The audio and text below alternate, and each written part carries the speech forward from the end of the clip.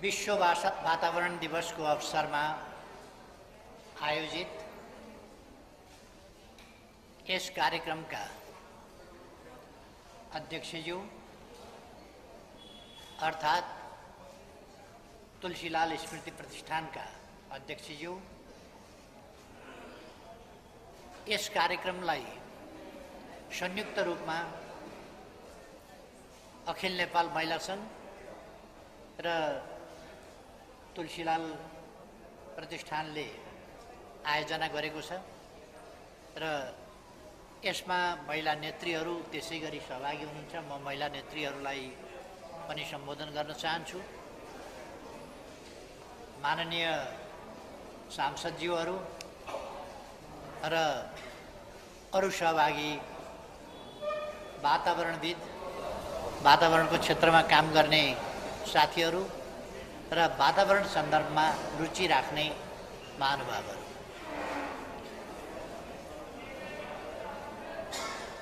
पछाडितिर चाहिँ कुरा नगर्दा राम्रो हुन्थ्यो है साथीहरू।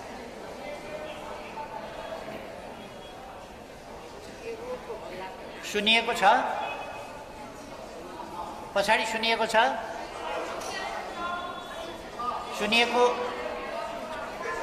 सुनिया छ छैन? के हो? सुनिया छ? आवाज के इको भएको? इको भएर बुझिँदैन।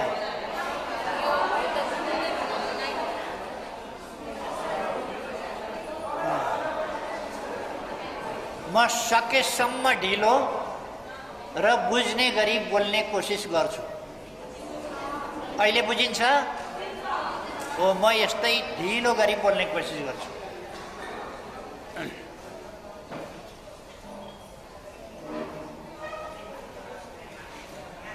दिदीबहिनी, दाजुभाइहरू, विश्व वातावरण दिवसको सन्दर्भमा यहाँहरू सबैमा हार्दिक बधाई, शुभकामना। अहिलेसम्म पृथ्वीको वातावरण बिग्रिएको भए पनि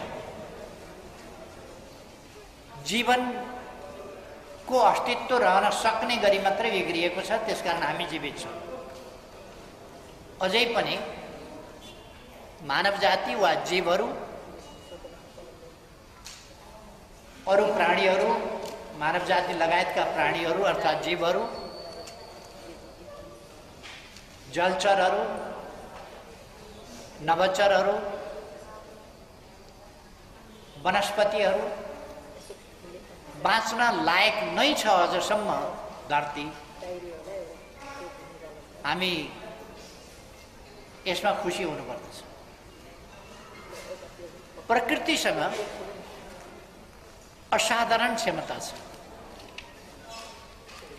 यो क्षमता निरन्तर परिवर्तन, निरन्तर सञ्चालन, निरन्तर नवीकरण, निरन्तर शुद्धिकरण, यसको प्राकृतिक एउटा सिस्टम छ, जसले गर्दा मानव जातिले बिगारेको वातावरण या कहिले कहिले प्राकृतिक रूपमा आफै बिग्रिएको वातावरण, मानव जातिले बिगारेको भन्दा औद्योगिकरणले बिगारेको वातावरण, विकासले बिगारेको वातावरण, शहरीकरणले बिगारेको वातावरण, यी अनेक हिसाबले बिगारेको वातावरणलाई प्रकृतिले शुद्धिकरण त्योभन्दा तीव्र गतिमा गरेको छ। नत्र भने अहिलेसम्ममा सम्भवतः पृथ्वी जीवन रहित हुने खतरा बढिसक्यो। तर कतै धुलो उड्यो भने त्यो धुलो उडेकोलाई एकछिनमा प्रकृतिले अलिक परतिरसम्म जाँदा धुलो बसाउँछ र फेरि हावालाई स्वच्छ बनाउँछ। कहीँ दुर्गन्ध फैलियो भने अलिक परतिरसम्म दुर्गन्ध फैलिँदा त्यसलाई कमजोर बनाउँदै लगेर फेरि स्वच्छ र दुर्गन्ध रहित हावा बनाउँछ प्रकृतिले।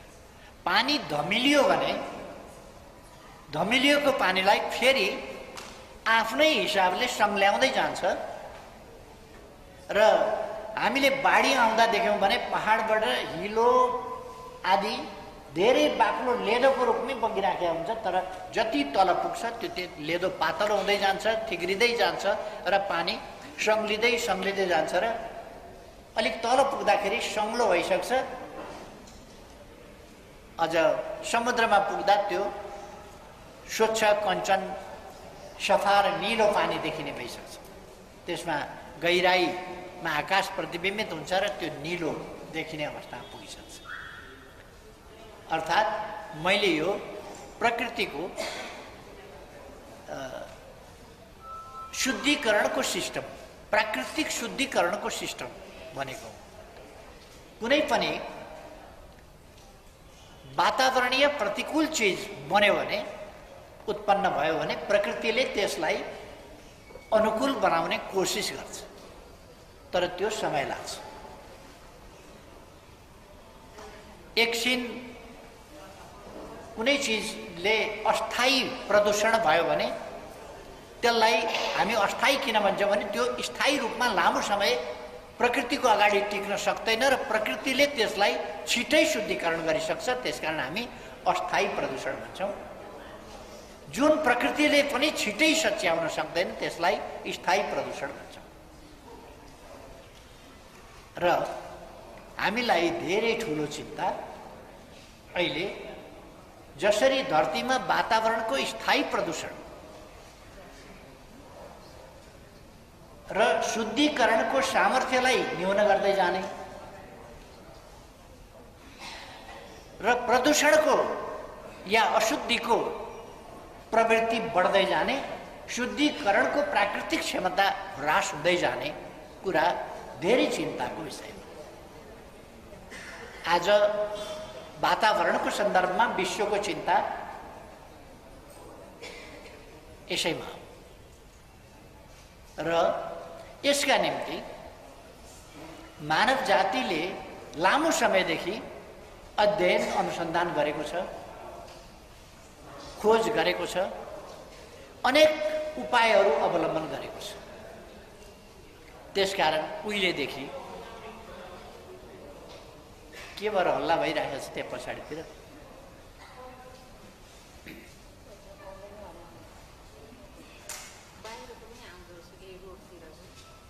बाहिरको होइन, यहीँको।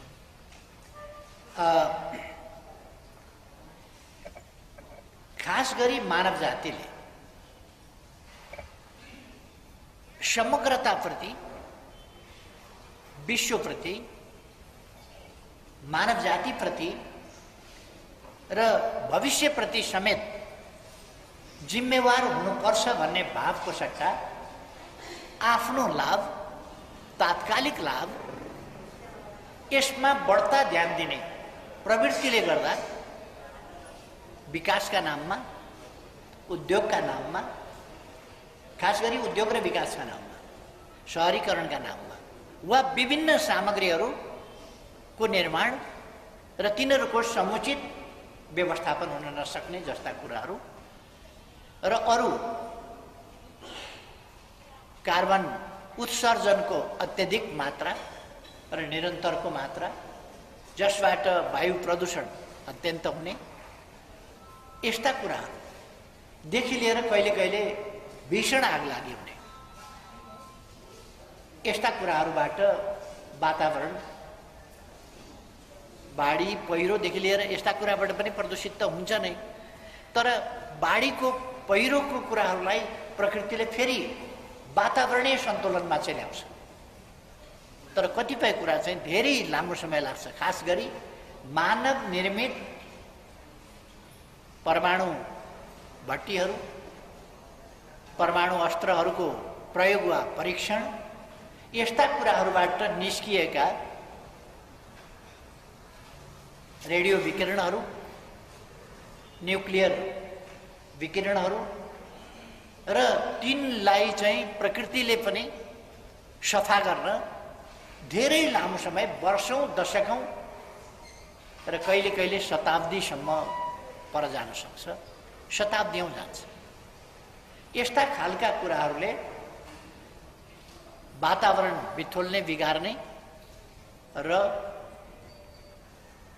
जसमा प्रत्यक्ष रूपमा तत्काल देखिने र परोक्ष रूपमा जस्तो रेडिएसनको एक्सपोजरबाट वा रेडिएसनसँग मानवको एक्सपोजर वा जीवहरूको एक्सपोजरबाट तिनको संसर्गबाट विभिन्न प्रकारका खतरनाक रोगहरू दीर्घकालमा प्रकट हुने, बिस्तारै देखा पर्ने र त्योसँग प्रत्यक्ष रूपमा जोडिएको नदेखिने, जसले गर्दा त्यसको कारण पत्ता नहुने, यस्ता कुराहरूले मानव जातिलाई विभिन्न प्रकारका रोग व्याधिहरू दिएको छ।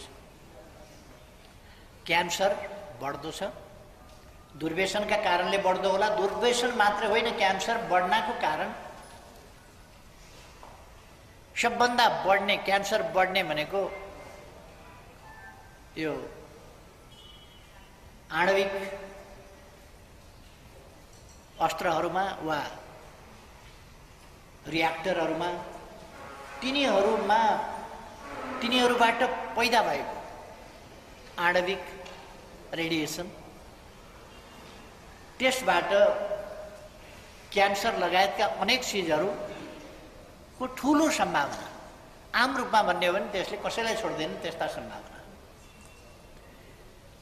1945 भन्दा पछि खास गरी जापानले त्यस रेडिएसनबाट, आणविक रेडिएसनबाट उत्पन्न भएको बिमार र त्यसका प्रभावित बिमारीहरूलाई हिबाकुसा भन्ने शब्द दियो। आणविक रेडिएसनको विकिरणको निष्कासनबाट, त्यससँगको संसर्गबाट आएको रोग व्याधि,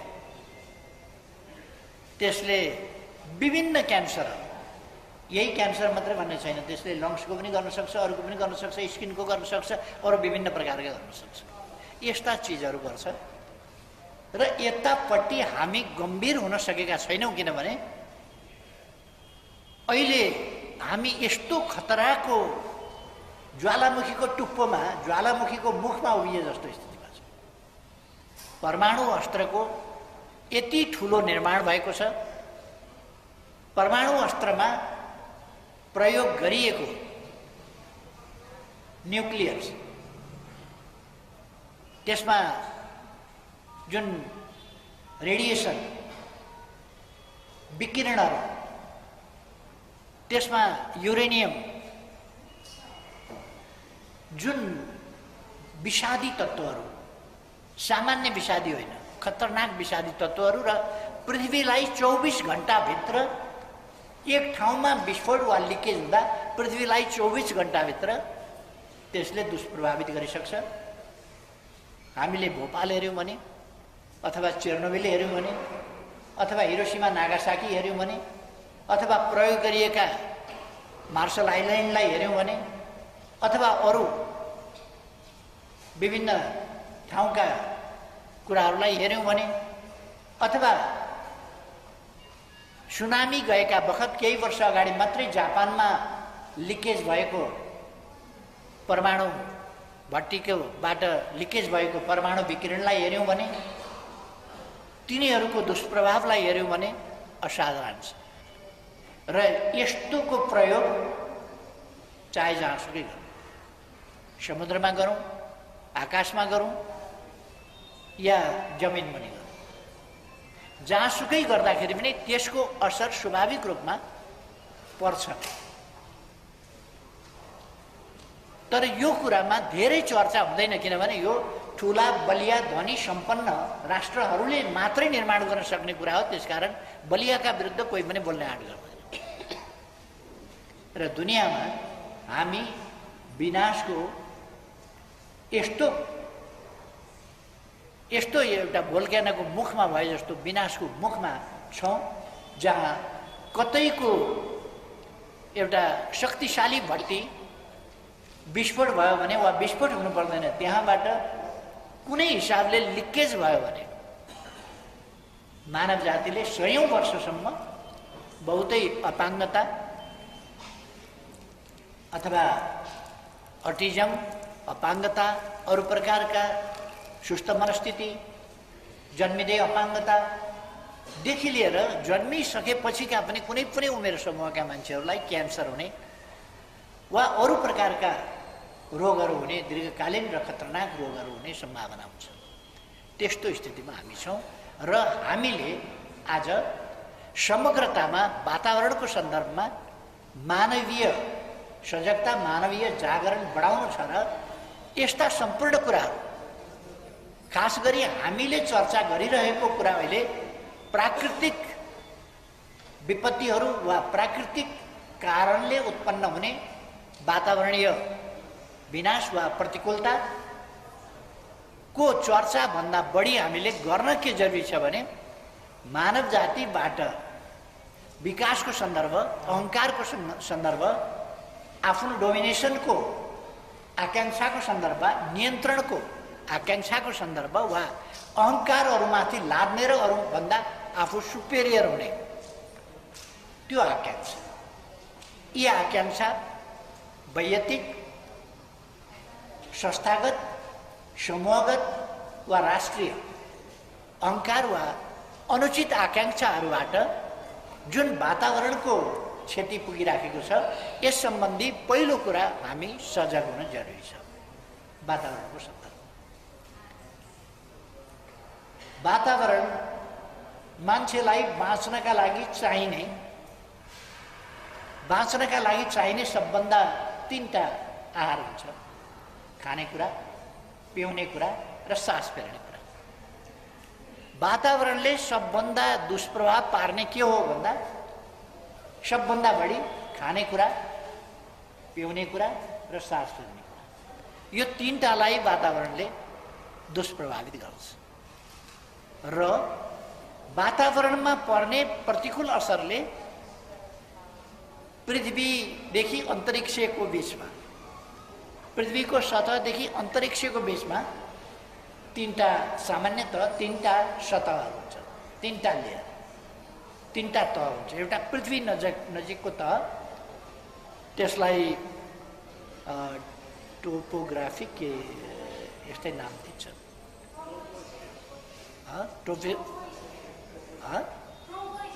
टोपोस्फियर। यस, पृथ्वीको धेरै नजिकै भएको अथवा करिब 45,000 फिटसम्म भएको टोपोस्फियर लगभगको अथवा त्योभन्दा तलको, अझ त्योभन्दा पनि तल भनौँ करिब 20-25,000 30,000 फिटसम्मको उचाइको, जहाँसम्म प्राय बादल लाग्दछ, त्योसम्मको टोपोस्फियर यो।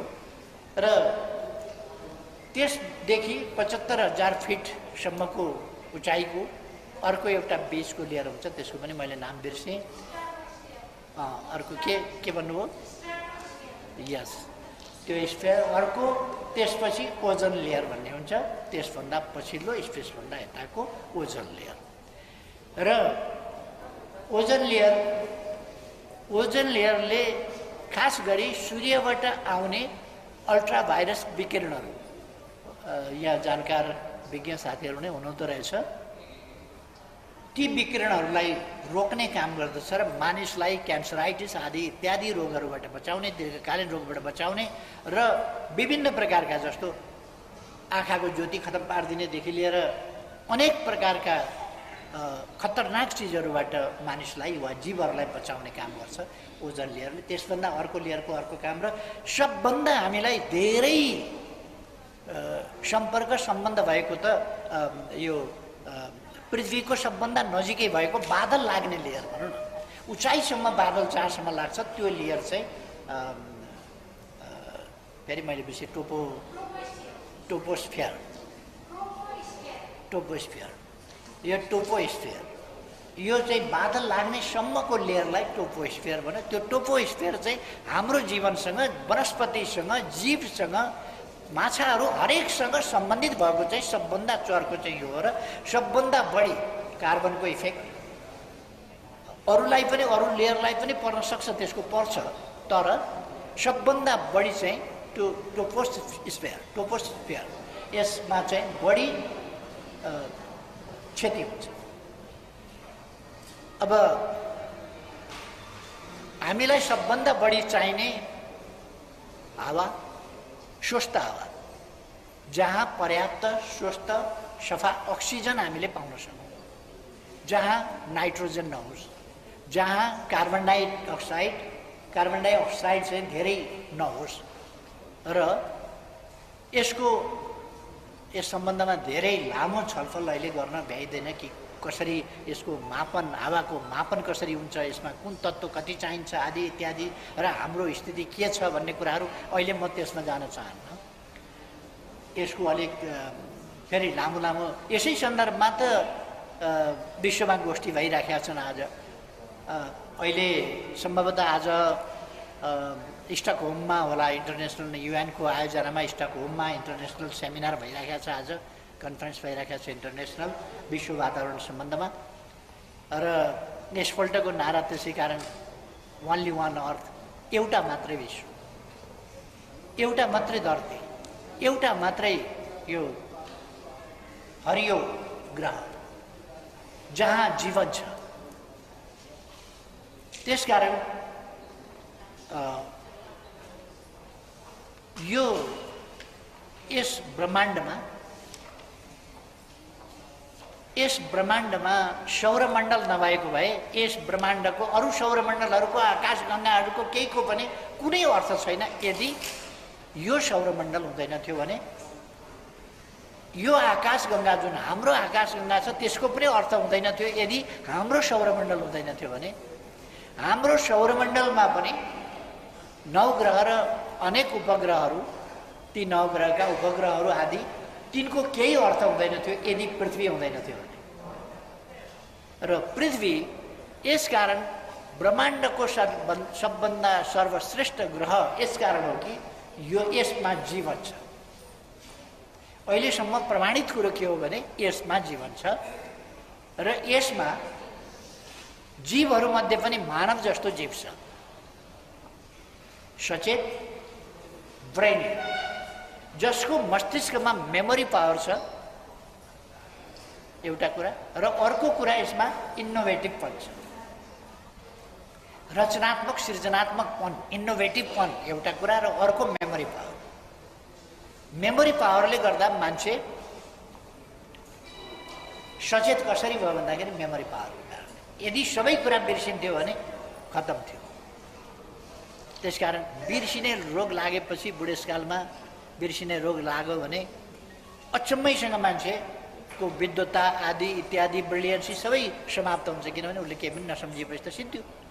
त्यसकारण मेमोरी पावर मानव जातिको, मानव मस्तिष्कको सबभन्दा हाइएस्ट कुरा हो, जसले मानिसलाई ब्रिलियन्ट बनाएको छ, जसले मानिसलाई इनोभेटिभ बनाएको छ, जसले मानिसलाई रचनात्मक बनाएको छ, अनुसन्धाता बनाएको छ, खोजकर्ता बनाएको छ, विकासकर्ता बनाएको छ। Memory power. मेमोरी पावर अरू जीवहरूसँग पनि हुन्छ तर थोरै हुन्छ, मानवसँग असाधारण मेमोरी पावर छ। त्यसै कारण ज्ञान, विज्ञान, प्रविधि यी सबै कुराहरूको सिर्जना, सङ्ग्रह, विकास, सिर्जना, सङ्ग्रह, विकास यी चिजहरू भएका छन्। र एक मात्र धरती, यस वर्षको नारा किन दिइयो? ओन्ली वान अर्थ। यो पृथ्वी नै यस ब्रह्माण्डको एक मात्र यस्तो चिज हो जहाँ जीव जीवित रहन सक्दछ, जीव पैदा हुन सक्दछ, जीवको सृष्टि हुन्छ, जीवित रहन्छ र जीवन चक्र चलिरहन्छ, वनस्पतिको होस् अथवा अन्य जीवको होस्। यसरी जीव र जीवको जीवन चक्र यो यही धरती मात्रै हो। त्यसकारण यस धरतीलाई सुरक्षित बनाऊ, यस धरतीलाई बस्न लायकको बनाऊ, यस धरतीलाई आगामी पुस्तासम्मको लागि पनि बस्न लायकको बनाऊ। यस सन्दर्भमा मानव जातिले अनेक प्रयासहरू गर्यो। गोष्ठी सेमिनारहरू उहिले परापूर्व कालमा पनि अनेक सन्दर्भमा गोष्ठी सेमिनार आदि इत्यादि हुने गरे। हाम्रा पूर्वजहरूले, पुर्खाहरूले वनस्पतिको महत्त्व, वनस्पति र जीवनको महत्त्व, अरू प्राणी जगत र जीवनको, मानव जीवनको, मानव र अरू प्राणीहरू, मानव र वनस्पति, मानव र प्रकृति, यिनीहरूको अन्तर सम्बन्ध आदि पक्षहरूमा हाम्रा दार्शनिकहरूले धेरै राम्ररी सोचे। र वृक्ष उहिले पनि मरुभूमिमा तपस्या कसैले गर्दैन थियो, वनमा तपस्या गर्छ, रुखका फेदमा तपस्या गर्छ। रुखका फेदमध्ये पनि यस्तो रुखको फेद छानेर तपस्या गर्छ जहाँ अक्सिजन पर्याप्त आउँछ। यस्तो बिरुवा लगाउँछ जसले अक्सिजन। तुलसी किन लगाउने गर्यो? हरेकले तुलसीको मठमा किन लगाउनु पर्यो भने उसले केही मिटर सराउन्डिङमा, केही मिटरसम्म त्यसले अक्सिजन फ्याँकिराखेका हुन्छ र त्यसले हावालाई अक्सिजनमय र प्रदूषण रहित स्वच्छता प्रदान गरिराखेको हुन्छ। यस्तै गरेर वटवृक्षहरू, यिनीहरूप्रतिको मान्छेहरूको, हाम्रा पूर्वजहरूले, अहिले होइन, अहिले त साइन्सले त्यसको वैज्ञानिकता पुष्टि गर्दैछ, तर हिजो हाम्रा पूर्वजहरूले गरिराखेका थिए। आज हामीलाई थाहा छ हामीले प्राप्त गरिरहेको अक्सिजनमध्ये 50% भन्दा बढी अक्सिजन बोट बिरुवा वन जङ्गलबाट हामीले प्राप्त गरिरहेका छौँ, वन जङ्गलबाट खास गरी। र वनको विनाश एउटा खतरनाक चिज भएको छ। हामीले गर्व गर्न सक्दछौँ, नेपाली भएको हुनाले गर्व गर्न सक्छौँ, हाम्रो प्रकृतिसँग गर्व गर्न सक्दछौँ। अरू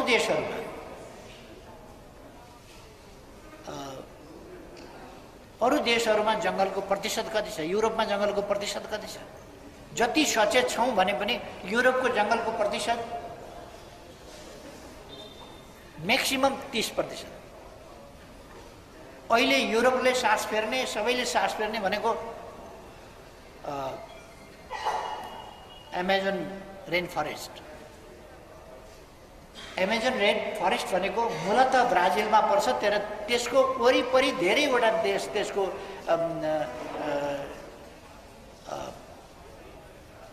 भेनेजुएला पनि पर्छ, कोलम्बिया पनि पर्छ, अर्को पनि पर्छ, अर्को पनि पर्छ, थुप्रो देशहरू पर्छन्, अर्जेन्टिना पर्छ, कुन पर्छ, थुप्रो देशहरू पर्छन् र पेरुसम्म पनि पर्छ, दक्षिण पश्चिममा अनेक देशहरू त्यसले समेटेको छ। र नेपालभन्दा, सिँगै नेपालभन्दा त्यो रेन फरेस्ट, एमाजोन रेन फरेस्टको आकार चाहिँ 38 गुणा नेपालको भन्दा ठुलो छ। त्यहाँ आगलागी भयो भने, केही वर्ष अगाडि मात्र त्यहाँ आगलागी भएको थियो। त्यो आगलागी हुँदा दुनियाँमा हाहाकार भएको थियो, किनभने त्यसले जुन कार्बन उत्सर्जन गर्छ त्यो आगलागीबाट, त्यो भयावह छ। अर्कातिर अक्सिजन उत्पादन गर्ने फ्याक्ट्री नै समाप्त भयो। यो एमाजोन रेन फरेस्ट भनेको ब्राजिलको, ल्याटिन अमेरिकाको उत्तरमा पर्छ, ब्राजिलको पश्चिमी भागमा पर्छ, क्यारिबियनको दक्षिण भागमा पर्छ र इक्वेडरको पूर्वतिर पर्छ, पेरुभन्दा उत्तरतिर पर्छ। यो ठाउँ बोलिभिया लगायतका क्षेत्रहरू समेटेको यो ठाउँ नेपालको सिँगै क्षेत्रफलभन्दा 38 गुणा बढी, अथवा 55 lakh hectare, 55 lakh square kilometre hectare, 55 lakh square किलोमिटरको क्षेत्रफल त्यसले ओगटेको छ एमाजोन रेन फरेस्टले। र त्यसलाई युरोपको फोक्सो पनि भनिन्छ, किनभने युरोपले सास फेर्ने अक्सिजन त्यसैले पठाउँछ र दुनियाँका लागि 20% अक्सिजन त्यही एउटा जङ्गलले दुनियाँका लागि 20% अक्सिजन एमाजोन रेन फरेस्टले एक्लै 20% अक्सिजन त्यसले प्रोडक्सन गर्छ। अर्थात् वनस्पतिको त्यसकारण महत्त्व छ। र वनस्पतिको एउटा अक्सिजन दिने मात्रै होइन, अक्सिजन त देखिँदैन नि, देखिने खालका फल दिन्छ, देखिने खालका पात पतझड हुन्छ, त्यसले मल दिन्छ, अनेक त्यसका पक्षहरू छन्, त्यसको साइकल छ, धरतीलाई मलिलो बनाउने, उर्वर बनाउने, धरतीलाई रिचार्ज गरिरहने, इरिगेसन सिस्टम त्यसको कसरी धरतीलाई वेट कसरी बनाउने, सुखा हुनबाट कसरी जोगाउने, पटपटी फुट्नेबाट कसरी जोगाउने, त्यसलाई मलिलो कसरी बनाउने, त्यसलाई फेरि रिप्रोडक्टिभ कसरी बनाउने, त्यसलाई जीवन र वनस्पतिको उर्वर लगातारको उर्वर स्थल कसरी बनाउने, यी चिजहरूका लागि वनस्पतिको असाधारण महत्त्व छ। यसैका लागि मानव जातिले संयुक्त राष्ट्रसङ्घको तत्त्वावधानमै अहिलेभन्दा 50 वर्ष अगाडि 1972 मा एउटा इन्टरनेसनल कन्फरेन्स गरेको थियो र त्यसपछि एउटा आकार लिँदै गयो। विश्वले वातावरणको सम्बन्धमा गम्भीरतापूर्वक ध्यान दिनुपर्छ भन्ने कुराको आकार लिँदै गयो। त्यसपछि मलाई लाग्छ 1974 जस्तो मलाई लाग्छ, तर यसमा तपाईहरुले 1973 लेख्नु भएको रहेछ। I am a little bit confuse. यसमा 1973 लेख्नु भएको छ, तर मलाई लाग्छ विश्व वातावरण दिवस मनाउन थालिएको चाहिँ 1974 हुनुपर्छ जस्तो लाग्छ मलाई। त्यसमा 2073 लेखेको हुनाले मेरो नलेजसँग अलिकति यो कन्ट्राडिक्ट गरे हो कि कहिले कहिले मैले बिर्सिन्न भन्न सक्दिनँ, म बिर्सिएको हुनसक्छ, मैले 73 पनि हुनसक्छ, तर जहाँसम्म मलाई लाग्छ 1974 मा विश्व वातावरण दिवस पहिलोपल्ट 72 को चाहिँ कन्फरेन्स हो। त्यस कन्फरेन्सले अब वातावरणको सम्बन्धमा हाम्रो ध्यान जानुपर्छ भनेर विश्वको ध्यान आकर्षण गर्यो र 74 मा चाहिँ विश्व वातावरण दिवस मनाइयो।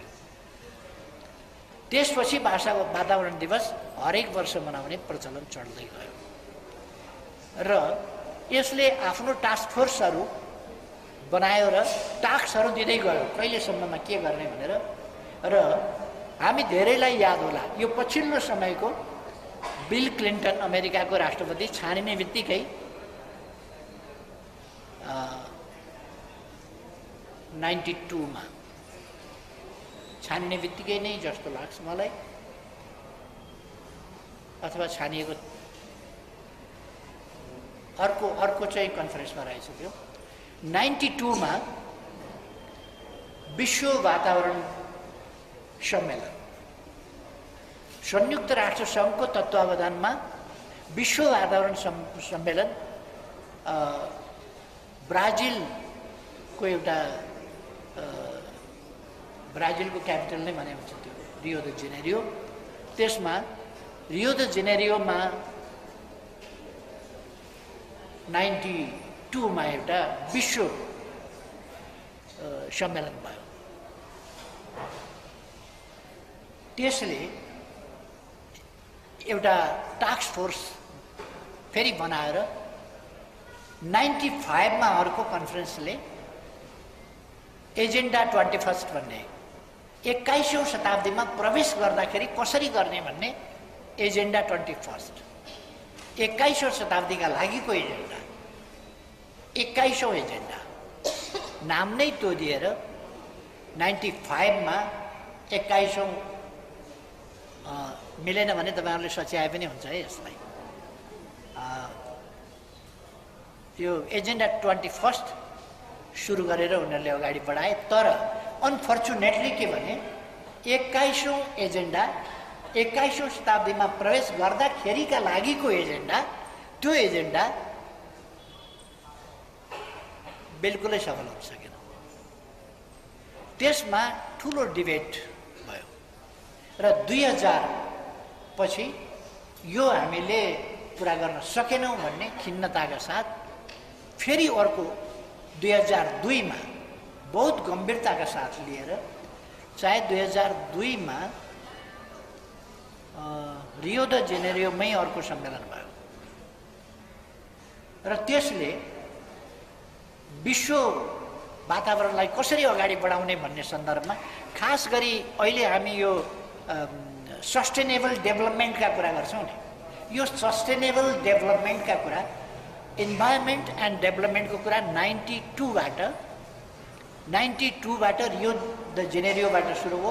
त्यसलाई डेभलप गरियो 95 मा, त्यसमा सफल हुन सकिएन भन्ने रियलाइजेसन भयो 2000 मा र त्यसपछि 2002 बाट हामी फेरि त्यस सन्दर्भमा अगाडि बढ्न चाह्यौं, विश्व अगाडि बढ्न चाह्यो, यसमा बढी गम्भीरता भयो। तर मैले भन्नु पर्दाखेरि ठुला देशहरूले यस सम्बन्धमा गम्भीरता देखाएन र रियो द जेनेरियोमा सन् 2000 मा भएको रहेछ। सन् 2000 मा भएको रियो द जेनेरियोको अर्को विश्व सम्मेलनमा, यसलाई चाहिँ समिट भनिने गरौँ, यो 92 को समिट, 2000 को समिट, यसरी समिट भनिने गर्यो, जहाँ सैकडौँ देशका राष्ट्राध्यक्षहरू जम्मा हुने गरे।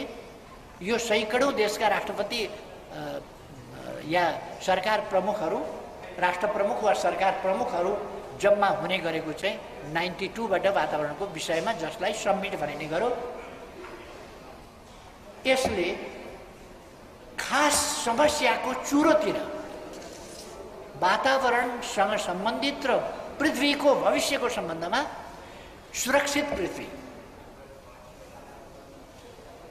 एकदमै सुरक्षित पृथ्वी कसरी राख्ने, भविष्यमा बस्न लायकको सुरक्षित र बस्न लायकको पृथ्वी कसरी बनाउने, यस सम्बन्धमा जिब्रो चपाएर बोल्ने स्थिति भयो। र सन् 2000 रियो द जेनेरियोमा गरिएको सम्मेलनमा तत्कालीन अमेरिकी राष्ट्रपति बिल क्लिन्टन एकातिर, बाँकी दुनियाँ एकातिर भयो। बिल क्लिन्टनले म यो प्रस्ताव मान्दिनँ भन्नुभयो र बिल क्लिन्टनले पत्रकारहरूले पछि सोधे, तपाईँ किन मान्नुहुन्न यो भन्दा, म विश्वको राष्ट्रपति होइन, म अमेरिकाको राष्ट्रपति हुँ, मैले अमेरिकी हित हेर्नुपर्छ, मलाई अमेरिकी जनताले आफ्नो देशको राष्ट्रपति छानेका हुन् र म अमेरिकी इन्ट्रेस्टलाई हेर्छु भन्ने जवाब दिनुभएको थियो। त्यसमा विश्व उहाँसँग अलिकति असन्तुष्ट भएकै थियो, निकै गम्भीर रूपले नै असन्तुष्ट भएको थियो कि उहाँले त्यसो भन्न हुँदैन, यो साझा प्रश्नमा, यो विश्व वातावरणको प्रश्न भनेको साझा प्रश्न हो र यस्तो साझा प्रश्नमा एउटा अत्यधिक विकसित राष्ट्रको राष्ट्राध्यक्षले, राष्ट्र प्रमुखले म आफ्नो देशको राष्ट्रपति हुँ भन्ने जवाब दिनु चाहिँ वाञ्छनीय भएन भन्ने डिबेट पनि चल्यो। परमाणु अस्त्रहरूको निर्माण, तिनको भण्डारण, तिनको विस्तार अत्यन्त खतरनाक कुरा हो। नम्बर 1, विभिन्न प्रकारका प्रयोग परीक्षण आदि कुराहरूले ओजन तहको विनाश अर्को खतरनाक कुरा हो र ओजन तहभन्दा वल्लो तह र त्योभन्दा पहिलो त पृथ्वीको, हाम्रो धरतीको सतहको सबभन्दा नजिक रहेको वायुमण्डलको, हामी जसलाई वायुमण्डल पनि भन्छौँ, खास गरेर हावा भएको चाहिँ सतह, यो वायुमण्डल चाहिँ जहाँ बादलहरू लाग्छ, पानी पर्छ, यो सतह, यस सतहलाई प्रदूषित हुनबाट, अम्लीय हुनबाट, यसलाई अवाञ्छित ग्यासहरू त्यसमा मिसिनबाट कसरी रोक्ने भन्ने कुराहरूको सन्दर्भमा हामी सजग हुन जरुरी छ। हामी आफैले मात्रै केही गर्न सक्दैनौँ, हामीले दुनियाँसँग मिलेर गर्नुपर्छ र दुनियाँका, विश्वका फोरमहरूमा नेपालले आफ्नो दृष्टिकोण बहुत स्पष्ट ढङ्गले राख्न पर्दछ।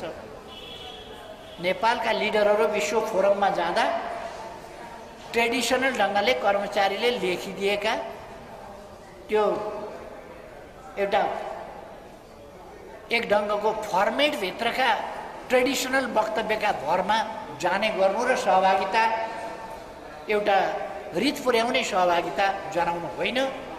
नेपाल अत्यन्तै सरोकार राख्दछ यसमा, त्यसकारण नेपाल अन्तर्राष्ट्रिय मञ्चमा जाँदा धेरै गम्भीरताका साथ इकोसिस्टमको सम्बन्धमा वा इन्भाइरोमेन्टको सम्बन्धमा, अथवा पर्यावरण होस्, वातावरण होस्, अथवा पर्यावरण होस्, पर्यावातावरण होस्, यी सबै कुराहरूमा नेपाल सजग भएर जानुपर्दछ। यसै कारण हामीले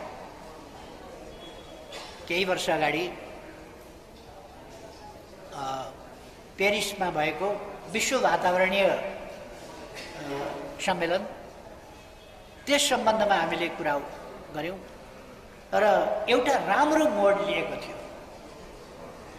अमेरिकाको राष्ट्रपति बाराक ओबामा हुनुहुन्थ्यो, उहाँहरू समेतको सहभागिता थियो, विश्वका सबै प्रमुख नेताहरूको, प्रमुख राष्ट्रहरूको सहभागिता थियो। यद्यपि मैले यहाँ प्रमुख भन्दा सोभरेन्टीको हिसाबले भनेको होइन, कि भूमिकाको हिसाबले मुख्य भूमिका खेल्न सक्ने राष्ट्रहरूको सहभागिता थियो र त्यस सहभागितामा राम्रो प्रस्तावहरू जसलाई वातावरण सम्बन्धी पेरिस सम्मेलनको निष्कर्ष हामी भन्छौँ। यद्यपि यसमा थुप्रो प्रोटोकलहरू भएका छन्, थुप्रो सम्मेलनहरूले अनेक प्रोटोकलहरू निकालेका छन्। ती प्रोटोकलहरूको बारेमा पनि म अहिले चर्चा गर्न चाहन्न, किन हामीसँग समय पनि छैन। फेरि हामी यस सम्बन्धमा एउटा विश्व वातावरण दिवस मनाउने सन्दर्भमा गएका छौँ। यसको सविस्तार छलफल गर्ने र यसका इस्युहरूको गहिराइमा जाने कुनै कार्यशाला गरिराखेका छैन। त्यसकारण मैले त्यसै सीमाभित्र रहेर मात्रै आफ्ना कुराहरू राख्न चाहन्छु। अहिले सस्टेनेबल डेभलपमेन्ट गोल, पहिले यही प्रसङ्गमा आउँदै गएपछि मिलेनियम च्यालेन्ज गोल, यो मिलेनियम च्यालेन्ज गोल, यो गोलमा हामी एकपल्ट गयौँ र यस गोललाई पनि हामीले पुरा गर्न सकेनौँ। त्यसपछि सन् 2030सम्मका लागि सस्टेनेबल डेभलपमेन्ट गोल भन्यौँ, जसभित्र वातावरणीय प्रश्न एउटा महत्त्वपूर्ण प्रश्न।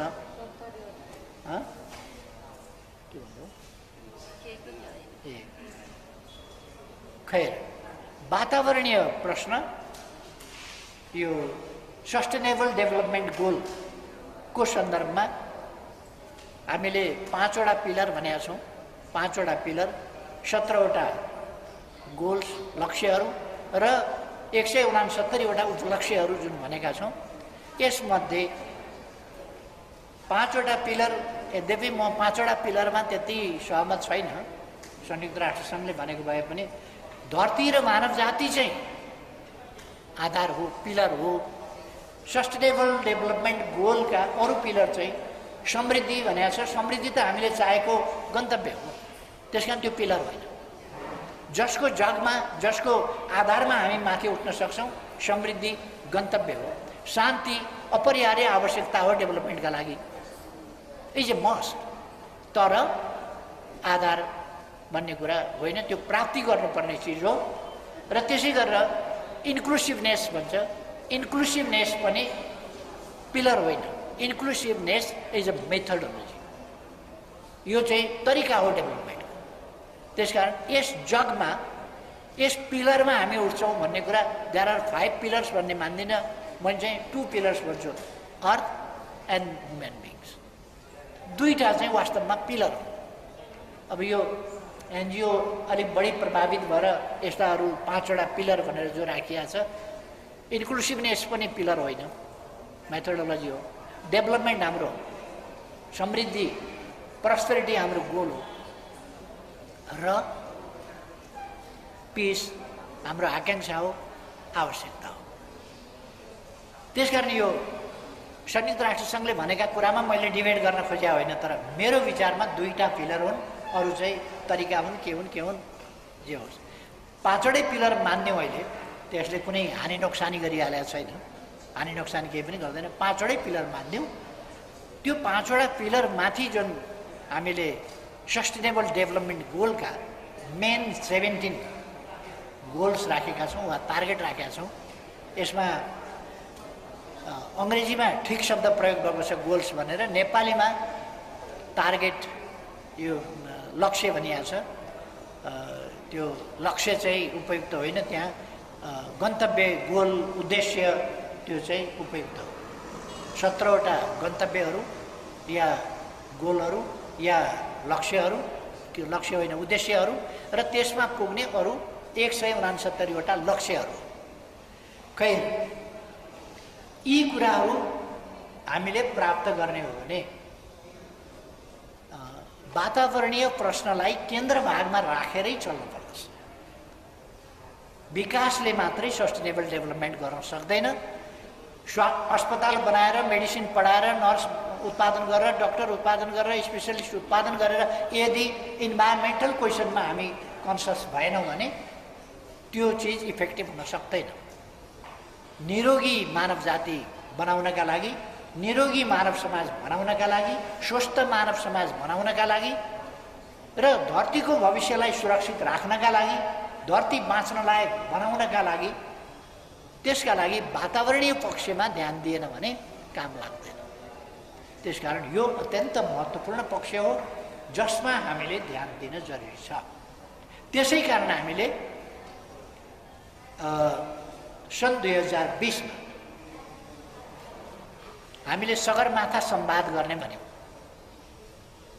ग्लोबल एउटा कन्फरेन्स, इन्टरनेसनल कन्फरेन्स, त्यो सिरिजमा गर्ने, त्यसलाई एउटा प्लेटफर्मको रूपमा, रेगुलर प्लेटफर्मको रूपमा, एउटा पर्मानेन्ट प्लेटफर्मको रूपमा इस्टाब्लिस गर्ने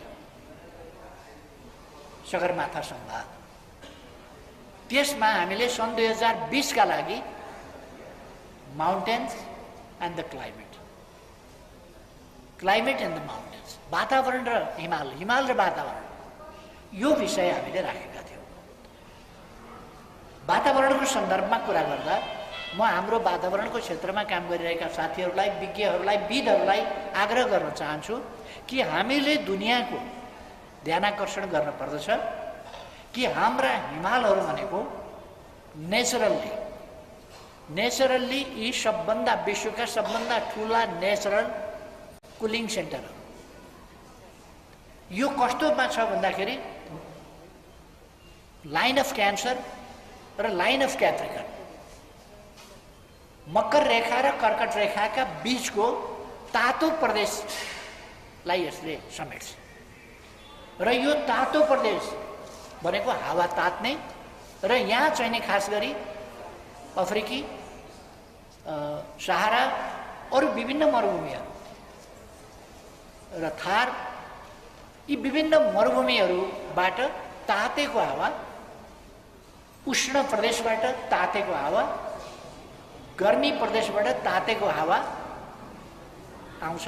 र हिमाल यस्तो चिज हो जसले जति तातेको हावा होस्, जेसुकै होस्, आफ्नो जति नजिक आउँछ त्यसलाई चिसो बनाउँदै लान्छ र हिमालको छेउमा पुग्दा त्यो आइसमा परिणत भइसकेको हुन्छ। त्यो हावा त्यो स्नोमा परिणत भइसकेको हुन्छ र त्यो तातेर आएको, उहाँबाट तातेर लुको रूपमा आएको हावा यहाँ आइपुग्दाखेरि आइसको रूपमा, त्यो स्नोको रूपमा चाहिँ त्यहाँ बर्सिन थाल्छ।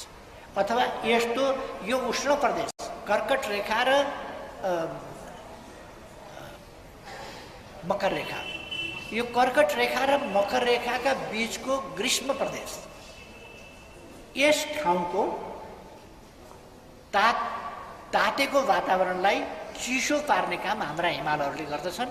र नेचरले यत्तिकै बाई मिस्टेक यो हिमालहरू बनाएको होइन। यहाँ यो जीवनको सिर्जना गर्ने, धरतीमा, पृथ्वीमा जीवनको सिर्जना गर्ने प्राकृतिक उद्देश्यका साथ, कहिले कहिले प्रकृतिको पनि उद्देश्य हुन्छ र भन्ने प्रश्न उठ्छ।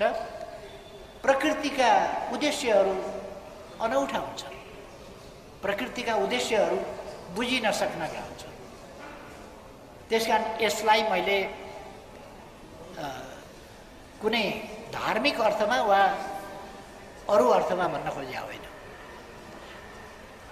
प्रकृतिका उद्देश्यहरू नै भनौँ यसलाई। त्यस अन्तर्गत जीवन, वनस्पतिको रूपमा वा जीव जनावरको रूपमा, कीट पतङ्गको रूपमा, कुनै रूपमा होस्, जीवको उत्पत्ति, त्यसका लागि हिमालहरूको सिर्जना भयो। हिमाल हुँदैन भने जीवको सम्भावना धर्तीमा छैन। र अर्को कुरा, यो चाहिँ मैले कुलिङ सिस्टमको कुरा गरेँ, यो हावा आदि इत्यादिको रिफाइनिङको कुरा गरेँ मैले। अर्को, हिमालको अर्थ र महत्त्व यसकारण छ, नदीहरू किन छन् भन्दा हिमाल छ र नदीहरू छन्, पहाडहरू छन् र नदीहरू छन्, चट्टान छ र नदीहरू छन्।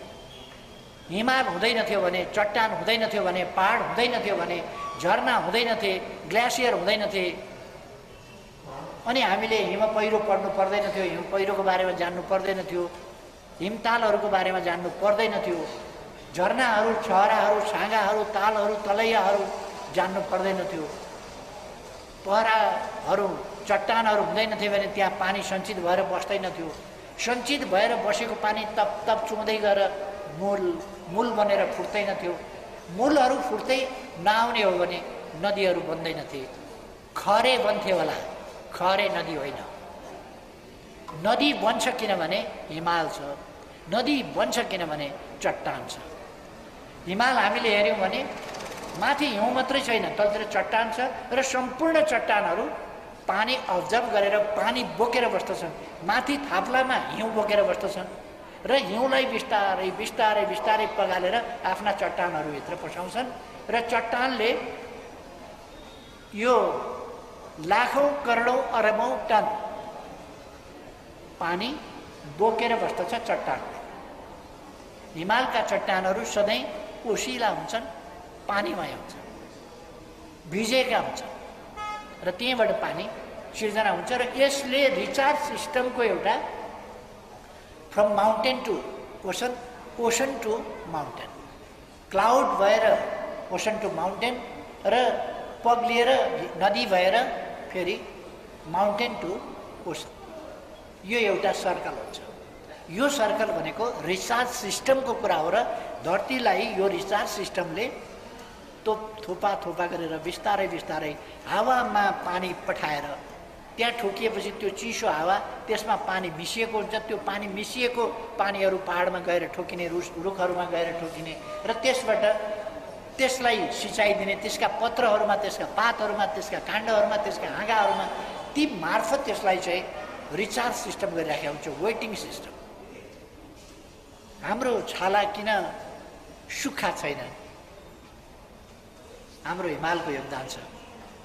हाम्रा हिमालहरूले दिएको ओस, हाम्रा हिमालहरूले दिएको पानीको ससाना कणहरू जो हावामा पठाइएको छ त्यसको असर छ, जसले गर्दा पुरै ड्राई भएको हुँदैन।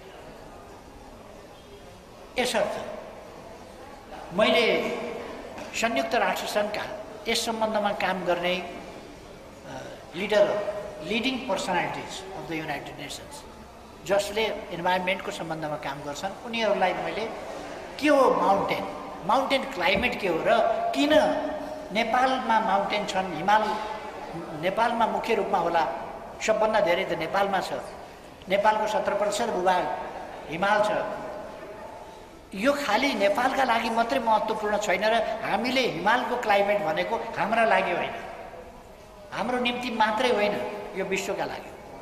त्यसकारण विश्वले यसमा बुझ्नु पर्दछ भनेर मैले इन्टरनेसनल फोरममा अथवा अरू युएनका रेस्पोन्सिबल व्यक्तिहरूसँगका भेटमा सबै ठाउँमा यसलाई उठाएको छु र यसै प्रयोजनका लागि हामीले सन् 2020मा, अहिलेभन्दा 2 वर्ष अगाडि हामीले सगरमाथा संवाद यो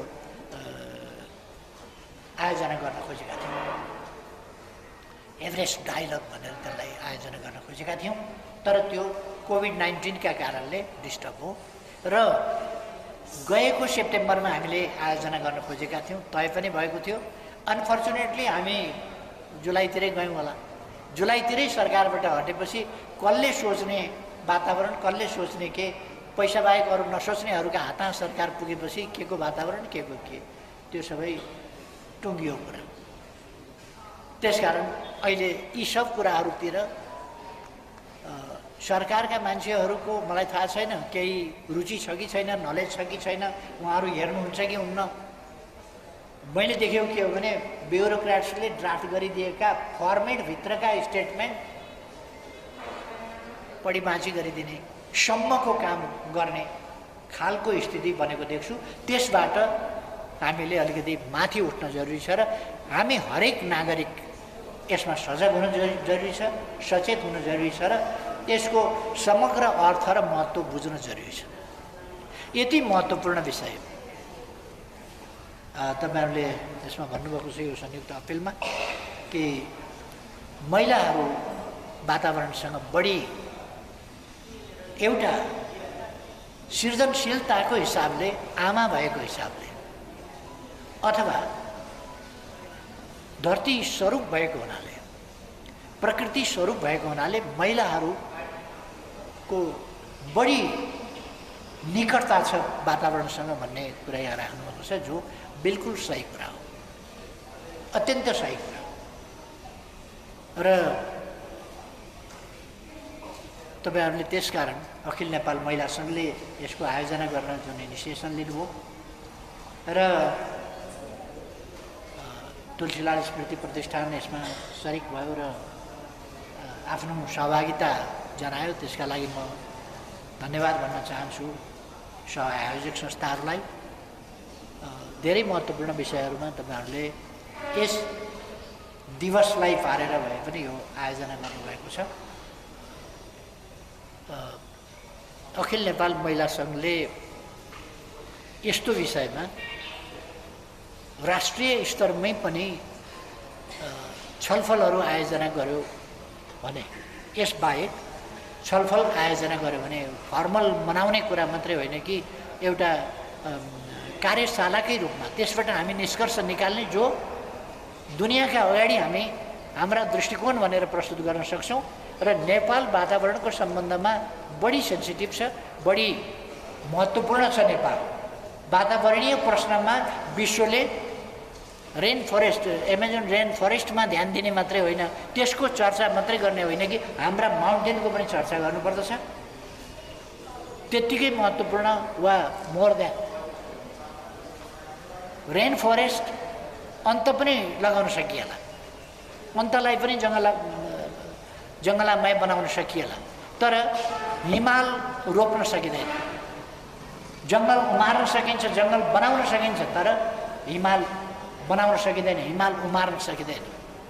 त्यसकारण जङ्गलमा भन्दा बढ्ता ध्यान भएको हिमालमा दिनुपर्छ।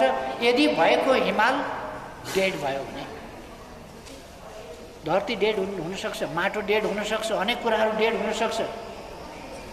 हामीले माटोलाई जीवनमय राख्नका निम्ति वातावरणको कुरा गरेका छौँ। माटो पनि जीवित छ, माटो जीवित चिज हो, त्यसभित्र ब्याक्टेरियाहरू माछा हुन्छन्, जीवित छ र नै त्यहाँ जीवित भएकै हुनाले मरेको कुनै पनि महिलाले बच्चा पाउँदैन। डेड सोइलले कुनै बिरुवा निकाल्न सक्दैन, त्यसकारण जीवित सोइल चाहिन्छ, जीवित माटो, त्यसले मात्रै बिरुवा उत्पादन गर्न सक्छ। त्यसकारण माटोलाई जीवित राख्न, धरतीलाई जीवित राख्न, पृथ्वीलाई जीवित राख्न आवश्यक छ मानव जातिको भविष्यलाई सुरक्षित गर्नका लागि। त्यसकारण हामी सबभन्दा पहिले त मान्छे नै छैन भने त, मान्छे छैन भने, जीवन छैन भने पृथ्वी रहनु र नरहनु, सौरमण्डल रहनु र नरहनु, अन्तरिक्ष रहनु र नरहनुको के मतलब, के अर्थ छ? यो टेबललाई त्यो टेबल त्यहाँ रहनुको नरहनुको के मतलब छ? एउटा ढुङ्गालाई पर्तिरको फुलको के मतलब होला? तर मान्छेलाई मतलब छ, जोसँग मेमोरी छ, इनोभेटिभनेस छ र सौन्दर्य चेत छ। जीवनको अर्थ अर्को के हो भने सौन्दर्य चेत। यी सबै कुरा भएको मानव जातिको अस्तित्वसँग वातावरणको प्रश्न भविष्यसम्मका लागि अत्यन्तै, आजदेखि भविष्यसम्म स्वस्थ रहन अहिलेदेखि अलिकति धुलो ओढ्यो भने त हामीलाई रुगा लाग्छ, खोकी लाग्छ, एकछिनमा थाहा पाउँछौँ नि हामी। एउटाले छेउमा बसेर सिगरेट खायो भने हामीलाई खोकी लाग्छ, एकछिनमा हामी खोकी हुन्छौँ, खोकी लाग्ने हुन्छौँ। एउटा एकपल्टको धुलोले हामीलाई रुगा लगाउँछ, खोकी लगाउँछ। त्यसकारण कति साह्रै महत्त्व छ हाम्रो जीवनसँग, हाम्रो स्वास्थ्यसँग, हाम्रो दैनिकीसँग, हाम्रो बाँच्ने कुरासँग, हाम्रो निरोगीपनसँग भने हाम्रो भविष्यसँग कति महत्त्व छ भन्ने कुरा पनि यसले देखाउँछ। यस्तो महत्त्वपूर्ण काम तपाईँहरूले गर्नुभएकोमा धेरै धेरै धन्यवाद छ आयोजकहरूलाई। तपाईँहरूले यस्तो महत्त्वपूर्ण विषयमा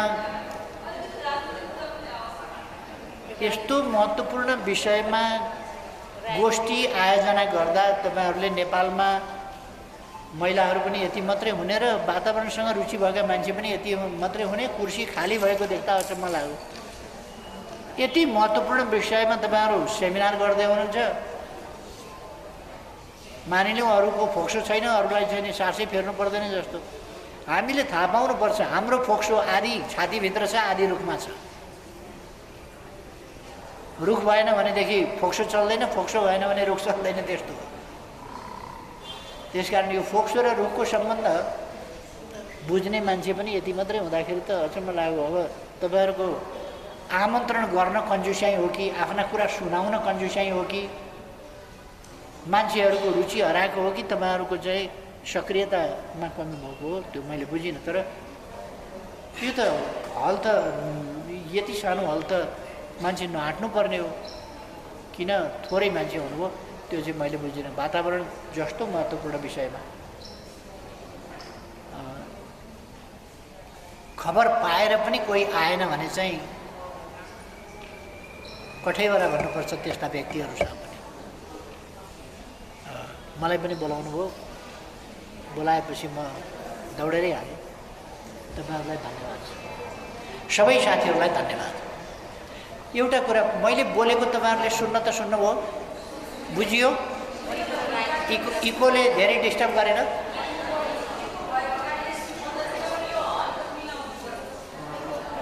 राम्रो बुझिएन?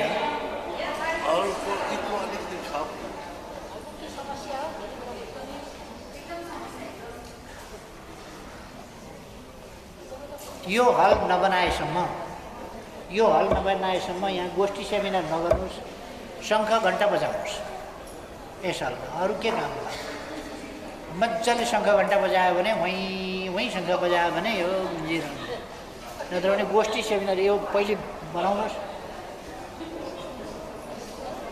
बनाउनुहोस्, अनि गोष्ठी सेमिनार गर्नुहोस्। धन्यवाद छ साथीहरूलाई।